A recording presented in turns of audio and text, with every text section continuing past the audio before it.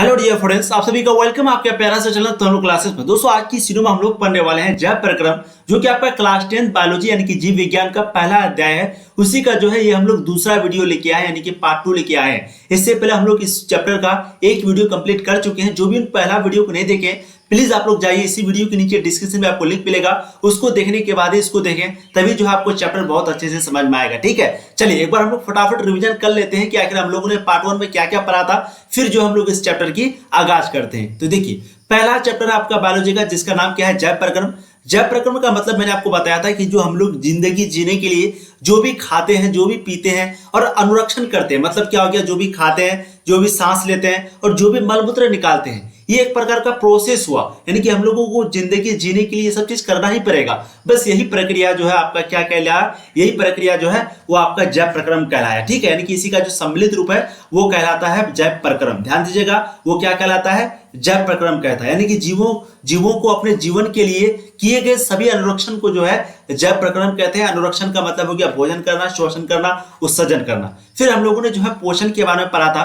पोषण का सिंपली मतलब क्या है कि जो भी हम लोग खाते हैं और उससे ऊर्जा प्राप्त करते हैं, बस यही जो प्रक्रिया है वो आपका पोषण कहलाता है। यानी कि जो भी खाने के बाद ऊर्जा प्राप्त किए, ये पोषण कहलाता है। और इस क्रिया को हम लोगों ने किया, इसको हम लोग बोलेंगे पोषी। यानी कि जो भी इस काम को करता है उसको बोलते हैं पोषी और इस प्रक्रिया को बोलते हैं पोषण। पोषण मैंने आपको बताया था कि टोटल दो प्रकार का होता है, एक स्वपोषण, एक परपोषण। स्वपोषण का मतलब ही होता है कि जो भोजन खुद से बनाता है। खुद से बनाने का मतलब क्या हो गया कि अपने आप का बनाता है। जैसे कि पेड़ पौधे क्या करता है, वो किसी पर निर्भर नहीं रहता है, वो खुद से ही जो है प्रकाश संश्लेषण की क्रिया करता है और खुद से ही भोजन बनाता है। तो पोषण की वह क्रिया जहां पर कोई जीव अपना भोजन खुद से तैयार करता है, उसे हम लोग स्वपोषण कहेंगे और उस जीव को स्वपोषी कहेंगे। एग्जाम्पल में आपका जितना भी हरा पौधा है वो सभी हो गया, तो ये हो गया स्वपोषण। फिर हम लोगों ने देखा था परपोषण। परपोषण का मतलब क्या हो गया कि जो दूसरों से खाना प्राप्त करता है, या फिर बोल सकते हैं कि जो दूसरों पर निर्भर रहता है भोजन करने के लिए, उसको बोलेंगे परपोषण। अब एग्जांपल यहाँ पर आप देख सकते हैं, जैसे कि हम लोग हो गए, मनुष्य हो गया, कुत्ता हो गया, गाय हो गया, बिल्ली हो गया। ठीक है, अब ये भी जो है टोटल 3 प्रकार के होते हैं। आपको एक एक करके समझाए थे बहुत ही डिटेल्स में, देख लीजिएगा पार्ट 1 में आप लोग। एक होता है परजीवी पोषण। परजीवी पोषण मतलब हो गया कि जो दूसरे पर आश्रय में रहकर, दूसरे के जीव, यानी कि वह प्रक्रिया जिसमें कोई जीव जो है अन्य जीवों के आश्रय में रहकर अपना भोजन प्राप्त करता है, वो आपका परजीवी पोषण में आ जाएगा। एग्जाम्पल आप लोग देख सकते हैं, जीवाणु, गोलकृमि, मलेरिया। मृत जीवी का मतलब ही हुआ कि मरा हुआ, यानी कि वह जीव जो कि सड़े गले पदार्थों से अपना भोजन तैयार करेगा, सड़े गले पदार्थों से अपना भोजन प्राप्त करेगा, वो आपका हो जाएगा मृतजीवी पोषण। जैसे कि प्रोटोजोआ हुआ, केचुआ हो गया और कवक हो गया, ये सभी क्या होता है, सड़े गले पदार्थ जो होते हैं उसी से जो है ये अपना भोजन प्राप्त करता है, इसलिए इसको बोलेंगे मृतजीवी पोषण। फिर हम लोगों ने देखा था प्राणी संपोषण के बारे में, जहां पर हम लोग जो है खुद का एग्जाम्पल लेते हैं कि जैसे हम लोग जो अपना भोजन है वो किस रूप में प्राप्त करते हैं, या तो ठोस के रूप में या फिर तरल के रूप में। अब ठोस के रूप में कैसे, तो देखिए, जैसे हम लोग चावल खा रहे हैं, जैसे बिस्किट खा रहे हैं, तो ये हो गया आपका ठोस के रूप में। और जैसे पानी पी रहे हैं, दूध पी रहे हैं और कोका कोला कुछ भी पी रहे हैं, तो ये हो गया तरल के रूप में।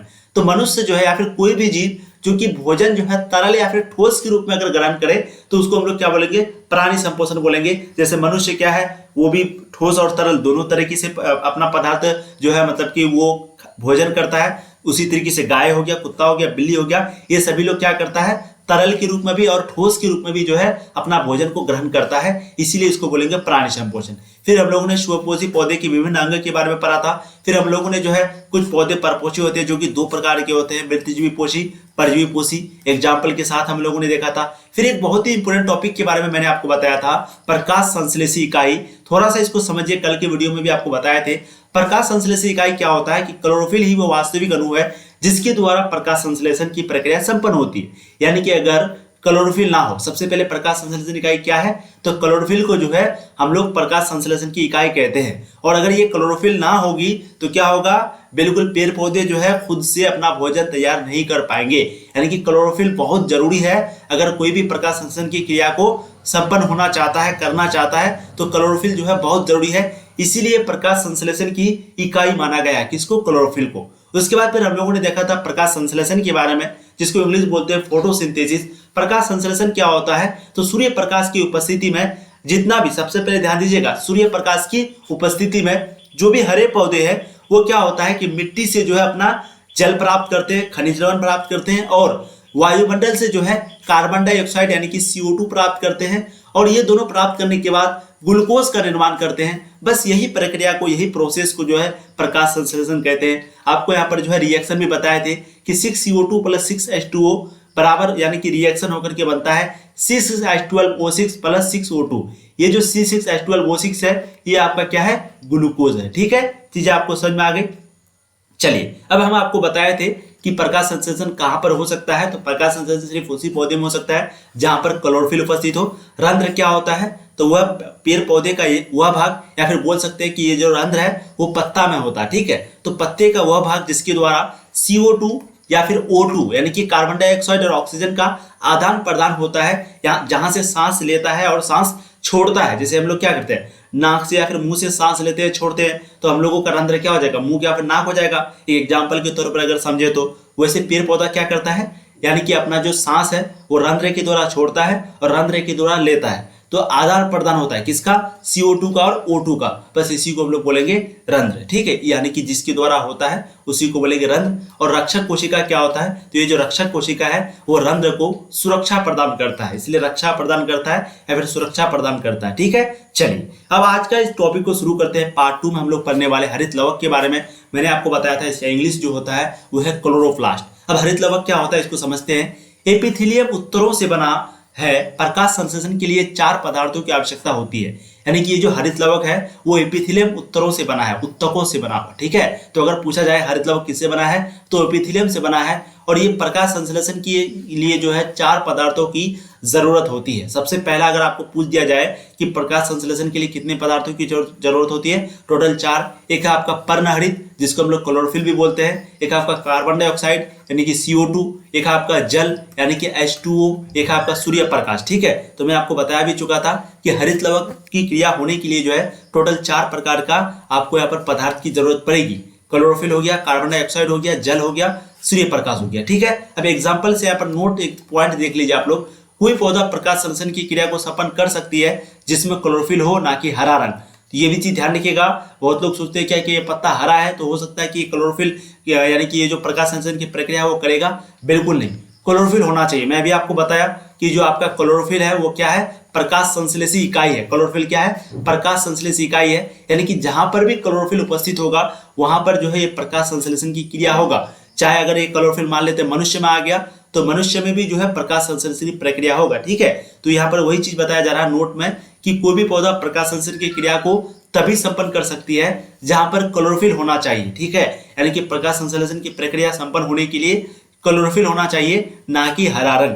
जैसे कि एग्जाम्पल में आप देख लीजिए कैरोटीन। कैरोटीन क्या है, वो हरा रंग है, वो उसके अंदर जो है क्लोरोफिल नहीं है, तो यहाँ पर प्रकाश संश्लेषण की जो प्रक्रिया है वो नहीं होती है। ठीक है, चलिए अब हम लोग एक एक करके देखते हैं। अमीबा में पोषण, उसके बाद पैरामीशियम में पोषण, इस तरह करके एक एक करके देखेंगे। और क्योंकि आपके एग्जाम में पूछा जाता है तो प्लीज आप लोग मेरी बातों को ध्यान से यहाँ पर सुनेंगे। ठीक है, चलिए देखिए अमीबा में पोषण। एक कोशिकीय जीव अमीबा उत्पाद के द्वारा अंतर्ग्रहण, पाचन, बहिष्करण तथा विसरण प्रक्रिया द्वारा संपन्न होती है। मतलब क्या हुआ कि अमीबा में पोषण में जो सबसे पहला लाइन हम लोग पढ़े कि सबसे पहले अमीबा क्या है, एक कोशिकीय जीव है। क्या है, एक कोशिकीय जीव है। तो ध्यान दीजिएगा अमीबा जो है वो एक कोशिकीय जीव है जो कि कुटपाद के द्वारा अंतर्ग्रहण, पाचन, बहिष्करण तथा विसरण प्रक्रिया द्वारा संपन्न करती है। यानी कि सिंपल ये जो भोजन है वो कैसे करती है, कुटपाद के द्वारा करती है, अंतर्ग्रहण, पाचन, बहिष्करण तथा विसरण प्रक्रिया के द्वारा संपन्न करती है। अमीबा अपने भोजन के रूप में डायटम, शैवाल तथा छोटे मृत जीव का उपयोग करते हैं। अमीबा जो है अपने भोजन के रूप में डायटम, शैवाल तथा छोटे छोटे जो मृत जीव होते हैं उसी का जो है उपयोग करता है। अमीबा अपना भोजन कुटपाद के द्वारा भोजन रसधानी तक पहुंचाता है। और अमीबा जो है अपना भोजन किसके द्वारा, कुटपाद के द्वारा जो है अपना भोजन को रसधानी तक पहुंचाता है। तो ध्यान दीजिएगा ये अमीबा में पोषण में हम लोगों ने 3 लाइन पढ़ा। सबसे पहला ये जो है एक कोशिकीय जीव है और ये जो है भोजन कुटपाद के द्वारा करता है।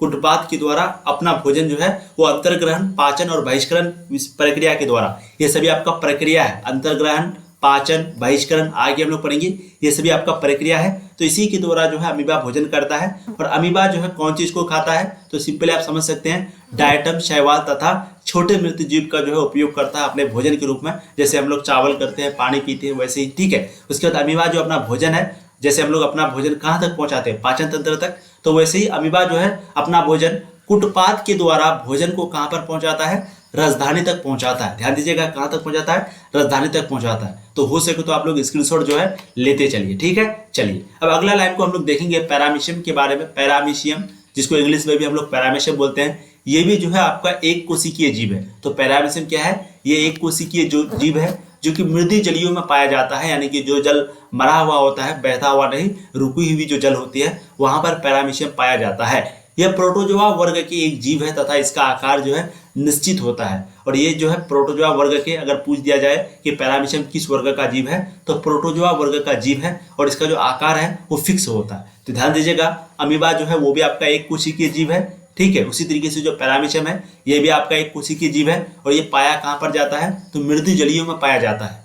ये जो है प्रोटोजोआ वर्ग के एक जीव है तथा इसका आकार जो है निश्चित होता है, ठीक है। पैरामीशियम में भोजन का अंतर्ग्रहण कोशिका मुख्य द्वारा होता है तथा इसका शरीर परचलन अंग सीलिया से ढका होता है। और पैरामीशियम में जो भोजन का अंतर्ग्रहण है वो किसके द्वारा होता है, कोशिका मुख्य के द्वारा होता है, ठीक है। और तथा इसका शरीर जो है वो परचलन अंग सीलिया से जो है ढका होता है, ठीक है। तो ध्यान दीजिएगा, पैरामीशियम में भोजन का अंतर्ग्रहण कैसे होता है, कोशिका मुख्य के द्वारा, और इसका जो शरीर है वो परचलन अंग सीलिया से ढका होता है। अब एक कभी कभी आपको पूछ दिया जाएगा पैरामीशियम का कि इसका वर्णन करें, इसका चित्र बनाए, तो 5 नंबर में अगर पूछेगा तो आपको ये डेफिनेशन लिखने के बाद फिर आपको जो है उसका चित्र बनाना है। चित्र जो है कुछ इस प्रकार है, मैंने आप लोगों के लिए बनाया है, देखिए इस प्रकार के आपको बना देना है। यहाँ पर जो है थोड़ा थोड़ा करके आपको डॉट डॉट दे देना, ठीक है। उसके बाद जो है ये तीर से आपको इस तरीके से डिनोट कर देना है और नाम जरूरी लिखना है। जैसे ये आपका क्या हो गया, बाहर वाला जो थोड़ा थोड़ा करके भरा हुआ है ये आपका हो गया सीलिया, और ये हो गया आपका भोजन, ये जो थोड़ा थोड़ा करके जा रहा है ये आपका हो गया भोजन, ठीक है। उसके बाद ये आपका हो गया कोशिका मुख,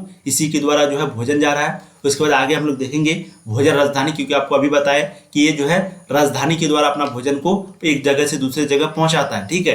भोजन किसके द्वारा पहुंचाता है, राजधानी के द्वारा। तो वही चीज यहाँ पर देख लीजिए। सबसे पहले तो सीलिया हो गया बाहर वाला, भोजन ये जा रहा है, कोशिका मुख गया इधर से, क्योंकि इधर से ही भोजन एंट्री करेगा। उसके बाद ये हो गया भोजन राजधानी, ये क्या हो गया, भोजन राजधानी, यानी कि भोजन को यहाँ लेगा, ये जो है यहाँ से वहां से हर जगह फैला देगा। उसके बाद इधर से जो है अपशिष्ट पदार्थ निकलता है। अपशिष्ट का मतलब जैसे हम लोगों का मलमूत्र निकलता है वैसे यहाँ पर अपशिष्ट पदार्थ निकलता है, ठीक है। तो ये हो गया आपका पैरामीशियम में पोषण, यानी कि पैरामीशियम का सचित्र वर्णन, ठीक है। तो आप हो सके तो स्क्रीनशॉट ले लीजिए, बाद में बना लीजिएगा। अब यहाँ पर क्या है कि पैरामीशियम में भोजन का जो अंतर्ग्रहण है वो शरीर के एक निश्चित से होता है जो कोशिका मुख कहलाता है। यानी कि पैरामीशियम में भोजन का जो अंतर्ग्रहण है, यानी कि जो एंट्री है वो कहाँ से होता है, एक निश्चित शरीर के एक निश्चित भाग से होता है। इसका कोई मुंह वगैरह नहीं होता, जैसे हम लोग का मुंह है, नाक है, तो उन लोगों का कोई मुंह नहीं होता है, बस शरीर का एक निश्चित भाग से हो जाता है जो कि कोशिका मुख कहलाता है। और उसी को हम लोग क्या बोलते हैं, कोशिका मुख बोलते हैं, ठीक है। तो आपको समझ में आ गया अमीबा में पोषण, इसके बाद आपको समझ में आ गया पैरामीशियम। अब हम लोग चलते हैं अगला टॉपिक जो कि है मनुष्य का आहार नाल, जो कि काफी इंपॉर्टेंट है। तो प्लीज यहाँ से आप लोग मेरी बातों को ध्यान से सुनिएगा। उससे पहले अगर किसी को ये पीडीएफ चाहिए तो आपको जो है 6776753232 इस नंबर पे आपको कांटेक्ट करना है, मैसेज करना है। ये पीडीएफ जो है आपको बहुत ही कम प्राइस में मिल जाएगा, ठीक है। या फिर आप लोग टेलीग्राम ज्वाइन हो जाइए, इस नंबर पे व्हाट्सएप मैसेज जरूर कीजिएगा। टेलीग्राम पे जाके सर्च कीजिए तनु क्लासेस, वहाँ पर ज्वाइन हो जाइए। वहाँ पर भी आपको समय समय पर ऑफर जो है मिलती रहती है, ठीक है। और प्लीज़ जो भी ज़्यादा से ज़्यादा वीडियो को शेयर नहीं करते, प्लीज़ ज़्यादा से ज़्यादा शेयर करें, कम से कम 10-12 फ्रेंड को, क्योंकि देखिए हम लोग अभी नया 10th क्लास को शुरू किए हैं तो बहुत कम स्टूडेंट है यहाँ पर। तो प्लीज़ आप लोग ज़्यादा से ज़्यादा शेयर करें और बहुत मजे के साथ, और हम लोगों को पढ़ने में मजा आएगा जितना स्टूडेंट यहाँ पर जुड़ेगा। ऐसा पढ़ाई आपको जो है पूरे यूट्यूब में कहीं पे भी नहीं मिलेगा, इसलिए प्लीज़ ज़्यादा से ज़्यादा आप लोग शेयर करें, ठीक है। चलिए अब देखते हैं मनुष्य का आहार नाल के बारे में, जिसको हम लोग बोलते हैं एलिमेंट्री कैनल। अब मनुष्य का आहार नाल मतलब हम लोगों का आहार नाल, तो पढ़ने में तो मजा आएगा ही, बस मेरी बातों को ध्यान से सुनिए। देखिए मनुष्य जो है वो जटिल जंतु होने के कारण इसके आहार नाल यानी कि पाचन तंत्र की जो लंबाई है वो 8 मीटर से 10 मीटर तक होती है, ठीक है। तो जटिल जंतु का मतलब हो गया कॉम्प्लेक्स, क्योंकि हम लोगों के अंदर बहुत कुछ पाया जाता है, तो इसीलिए हम लोगों का यानी कि मनुष्य जो है जटिल जंतु होता है। तो इसी के कारण इसके जो आहार नाल है यानी कि जो पाचन तंत्र है उसकी जो लंबाई है वो कितना होता है, 8 मीटर से 10 मीटर। ध्यान दीजिए, पाचन तंत्र की जो लंबाई है वो 8 मीटर से 10 मीटर तक होता है। अगर क्वेश्चन आपको पूछ दिया जाए कि मनुष्य की पाचन तंत्र की लंबाई कितनी होती है, तो 8 मीटर से 10 मीटर, ठीक है। और ये जो भोजन है वो मुख गुहा से ही पचना प्रारंभ हो जाती है। और हम लोग जो भोजन करते हैं तो वो कहाँ से पचना शुरू हो जाता है, मुख गुहा से ही। अब मुख गुहा क्या है आगे हम लोग चित्र के द्वारा जो है इसको अच्छे से समझेंगे, आप लोग टेंशन मत लीजिए। मुख गुहा क्या होता है हम लोग चित्र के द्वारा बहुत ही मजे के साथ समझेंगे। यहाँ पर देख लीजिए, ये आपका मुख गुहा है, यानी कि यहीं से, ये मुख गुहा है ना, यहीं से जो है आपका भोजन जो है पचना शुरू हो जाता है। यानी कि हम लोग मुंह में अपना खाना को चबाए तो समझ जाइए कि यहीं से आप लोगों का भोजन जो है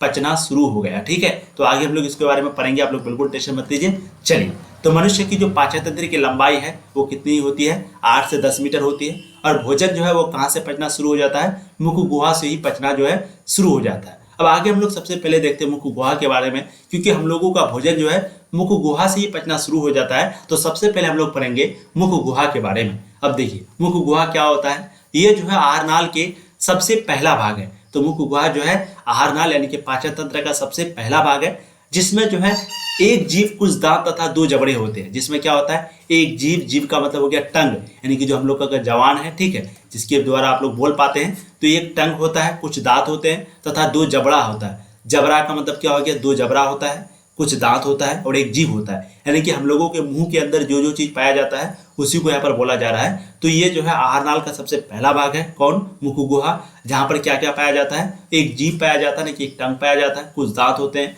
और 2 जबड़ा होता है।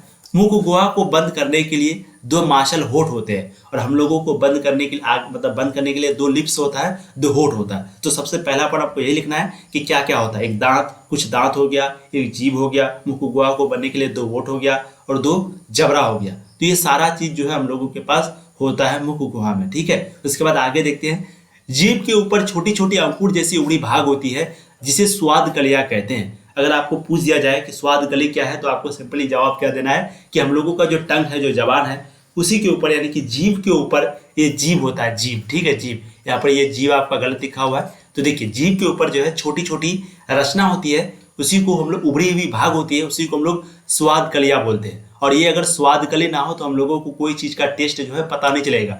जैसे हम लोग कोई चीज़ को खाते हैं, ये मीठा है, ये खट्टा है, ये जो है थोड़ा सा कड़वा है, तो ये चीज़ हम लोगों को कैसे पता चलता है, तो हम लोगों का जीभ के ऊपर ना छोटी छोटी सी उभरी हुई भाग होती है, जिसको हम लोग स्वादकली बोलते हैं। इसी के कारण हम लोगों को पता चलता है इसका टेस्ट कैसा होगा। ठीक है, अब आगे देखिए, मनुष्य के जीवन काल में जो है कुल 52 दांत होते हैं। एक जीवन काल में यानी कि मनुष्य के पूरी जिंदगी में टोटल 52 दांत होते हैं, तथा वयस्क मनुष्य के मुख गुहा में कुल 32 दांत होते हैं, जो कि 4 भागों में बटा होता है। ध्यान दीजिएगा, मनुष्य के जीवन काल में कुल, वैसे तो दांत जो है हम लोगों का 32 ही होता है, लेकिन मनुष्य का पूरे जिंदगी में, क्योंकि बचपन में होता है तो बचपन में कुछ दांत टूट जाता है, फिर बड़ा होकर वो दांत बन जाता है। तो वही चीज कह रहा है कि मनुष्य के जीवन काल में जो है टोटल कितना दांत होता है, 52 दांत होता है। और एक जवान मनुष्य यानी कि एक वयस्क मनुष्य के मुख गुहा में कुल 32 दांत होते हैं। और इस 32 दांत को जो है टोटल 4 भागों में बांटा गया है। अब कौन कौन सा भाग है देख लीजिए, एक है कर्णतक, एक है भेदक, एक है अग्रचर्वणक, एक है चर्वणक।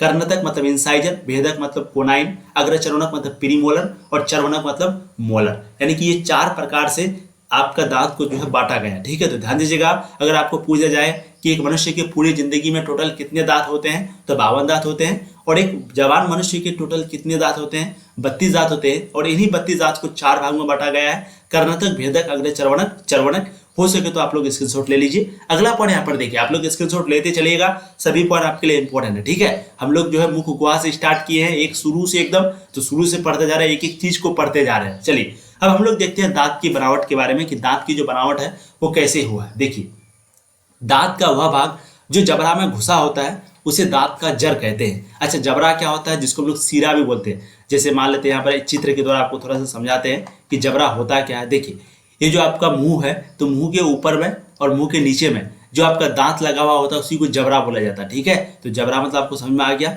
जबड़ा किसको बोलते हैं। चलिए, तो हम लोगों ने देखा अभी कि मनुष्य का जो मतलब कि यहाँ पर हम लोगों ने देखा, बहुत ही इंपॉर्टेंट चैप्टर है, तो प्लीज ध्यान से पढ़िएगा। ठीक है, दांत की बनावट में हम लोगों ने देखा कि दांत का वह भाग जो जबड़ा में घुसा होता है उसे हम लोग दांत का जड़ कहते हैं। तो दांत का जड़ किसे कहते हैं, जो जबड़ा में घुसा होता है। जैसे कि आप लोगों ने देखा होगा स्ट्रक्चर, मुंह जो है कुछ इस प्रकार का होता है। ठीक है, मुंह कुछ इस प्रकार का होता है, तो नीचे में भी दांत होता है, ऊपर में भी दांत होता है। ये जो नीचे में जो दांत होता है और ऊपर में जो दांत होता है, तो ये जो जबड़ा, इसी को जबड़ा बोलते हैं, इसी को जबड़ा बोलते हैं। तो इसी में जो दांत घुसा हुआ होता है उसी को हम लोग क्या बोलते हैं, दांत का जड़ कहते हैं। तो दांत का वह भाग जो जबड़ा में घुसा होता है उसे हम लोग कहते हैं दांत का जड़ सबसे ऊपर वाला भाग को कहते हैं शिखर या फिर सिर बोल सकते हैं, और बीच वाले भाग को कहते हैं ग्रीवा या गर्दन, और दांत के भीतर वाले भाग को कहते हैं मज्जा गुहा।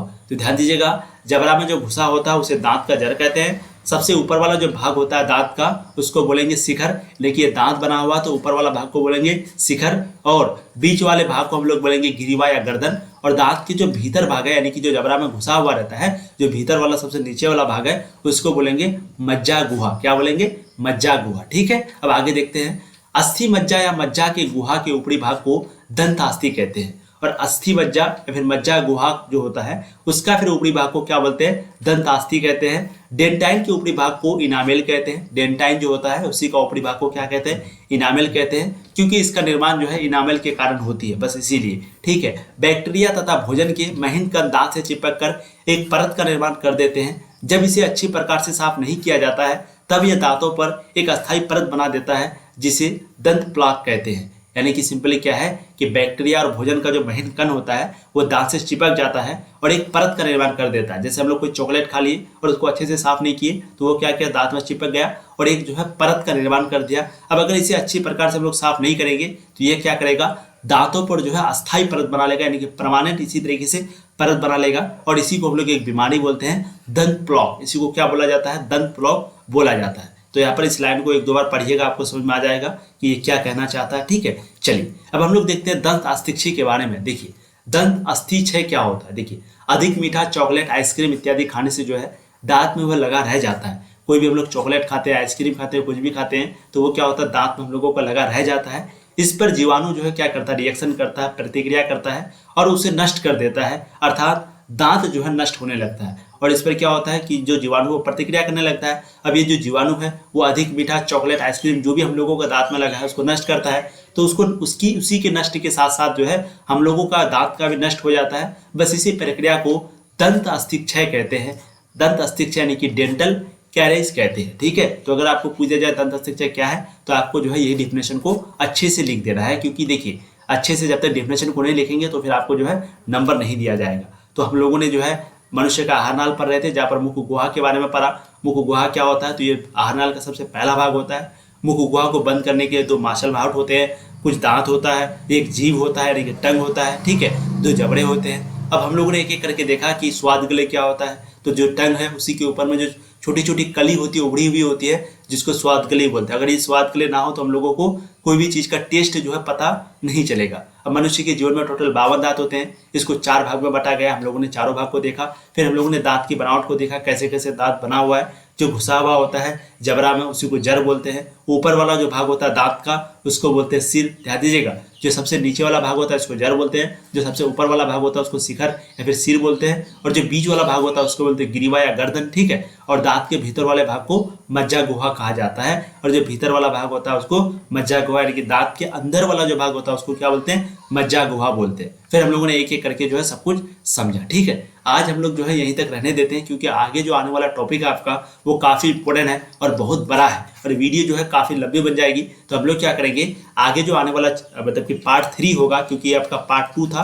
पार्ट 3 में हम लोग जो है मनुष्य के पाचन तंत्र का अलग अलग भाग के बारे में पढ़ेंगे, जैसे लार ग्रंथि, गरसनी, ग्रासनली, आमाशय। तो एक एक करके जो है पूरे हम लोग पाचन तंत्र का, ठीक है, मनुष्य के पाचन तंत्र का अलग अलग भाग को पढ़ने वाले हैं। तो पार्ट 3 में जो है हम लोग इसको पढ़ेंगे।